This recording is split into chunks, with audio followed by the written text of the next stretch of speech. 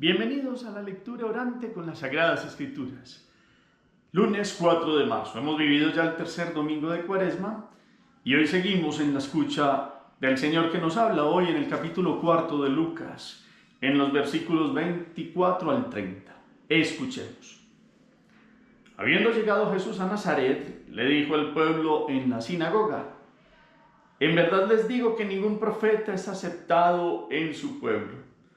Puedo asegurarles que en Israel había muchas viudas en los días de Elías, cuando estuvo cerrado el cielo 3 años y 6 meses, y hubo una gran hambre en todo el país. Sin embargo, a ninguna de ellas fue enviado Elías, sino a una viuda de Sarepta en el territorio de Sidón. Y muchos leprosos había en Israel en tiempos del profeta Eliseo. Sin embargo, ninguno de ellos fue curado, sino Naamán el sirio. Al oír esto, todos en la sinagoga se pusieron furiosos y levantándose lo echaron del pueblo y lo llevaron hasta un precipicio del monte sobre el que estaba edificado su pueblo, con intención de despeñarlo. Pero Jesús se abrió paso entre ellos y seguía su camino. Palabra del Señor. Gloria a ti, Señor Jesús. Pidamos hoy la fuerza, la presencia, la luz del Espíritu Santo. Digámosle: ven Espíritu Santo, llena los corazones de tus fieles y enciende en ellos el fuego de tu divino amor. Envía tu Espíritu y todo será creado y renovarás la faz de la tierra. Espíritu Santo, ilumínanos con tu gracia, presencia y luz.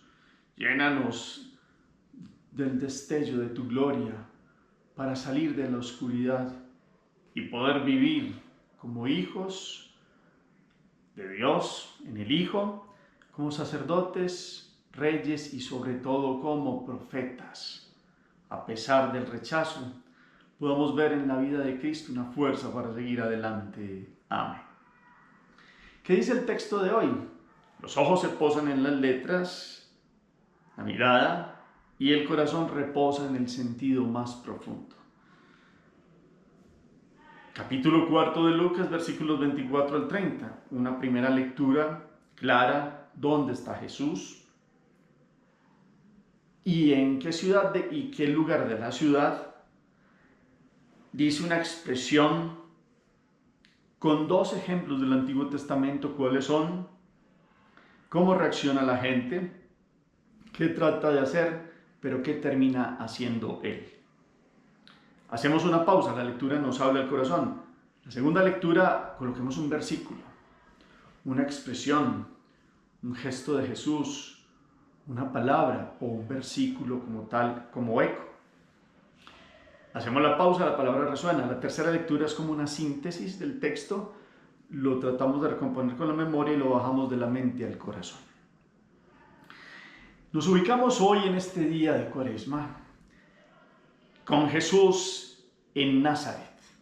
Este texto sigue a aquella expresión cuando Jesús toma el rollo de Isaías y habla del Espíritu del Señor está sobre mí porque me ha ungido para dar la liberación a los pobres, etc. El año de gracia del Señor. Y habla cómo ese texto se cumple en él. Esa profecía se ha cumplido en él.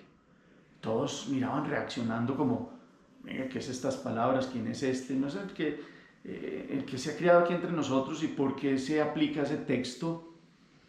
Eso es lo previo a este evangelio para que nos podamos ubicar bien. Es bueno leer los versículos anteriores para que comprendamos por qué Jesús entonces lanza esta expresión: en verdad les digo que ningún profeta es aceptado en su pueblo.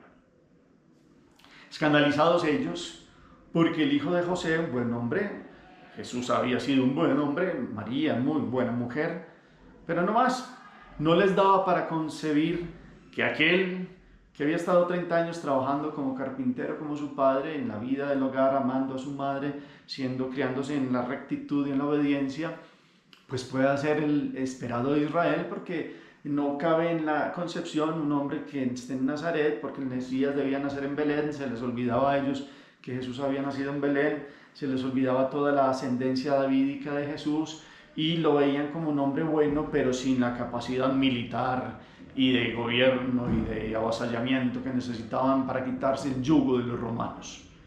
y les cuesta. Entonces por eso Jesús está hablándoles aquí claro qué es lo que pasa con ellos. Ningún profeta es aceptado en su pueblo. Y trae dos testimonios de cómo profetas de Israel fueron más aceptados por gente del exterior en un momento puntual que por los de su propia tierra. Y entonces cita a Elías, que llega a una viuda de Sarepta en el territorio de Sidón, que eso ya es tierra de paganos, y allí es capítulo 17 del primer libro de los Reyes, para que lo tengan en cuenta. Pues llega él y le pide a la viuda que le dé de comer a él, y la viuda dice, no, pues es que tengo para mí mi hijo y luego comeremos y moriremos. Y él le dice, déme a mí y vendrá para comida también para usted. Y así fue. No se le vació la alcuza de aceite, no se le vació allí la harina, y ella pudo tener una bendición porque alimentó al profeta de Dios. Y fuera de eso se le muere el hijo a esta mujer, y Elías le clama a Dios, y se pone sobre él 3 veces y resucita allí el niño de la viuda de Sarepta. Y entonces es una obra de un profeta de Israel para una mujer de un territorio pagano.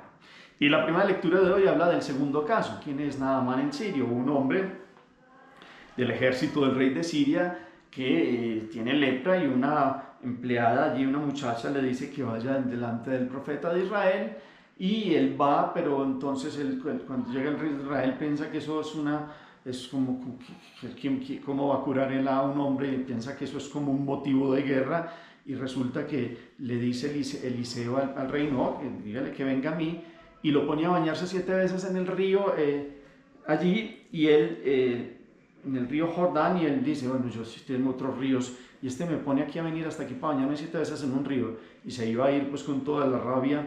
Y entonces uno le dice, no, pues si le hubieran puesto algo difícil, usted no lo hubiera hecho, vea lo fácil que le están poniendo, bañese entonces en este río y escucha al profeta. Y efectivamente entonces Naamán se bañó en el río, y Naamán termina reconociendo el poder del Dios de Israel. Entonces Jesús ha tomado 2 ejemplos del Antiguo Testamento y se los presenta a sus conciudadanos que no creen en nada más ni nada menos aquel conciudadano que verdaderamente es el Hijo de Dios, el Hijo del Hombre, aquel sobre el cual está el Espíritu del Señor. Y entonces la reacción es furiosos, tratan de llevarlo a un precipicio, y hemos escuchado cómo Jesús se abre paso entre ellos y continúa su camino. Miramos entonces hoy en una meditación sencilla, clara, el rechazo de Jesús en su propia tierra. Lo hemos profundizado muchas veces cuando han hablado de no es el hijo de José, el carpintero, María, su madre y sus hermanos son, y hemos hablado de la parentela de ellos y cómo les cuesta dar el paso para comprender que en Jesús verdaderamente se cumplían las promesas del enviado. Que ustedes y yo hoy podamos comprender nada más ni nada menos que también somos llamados para ser profetas.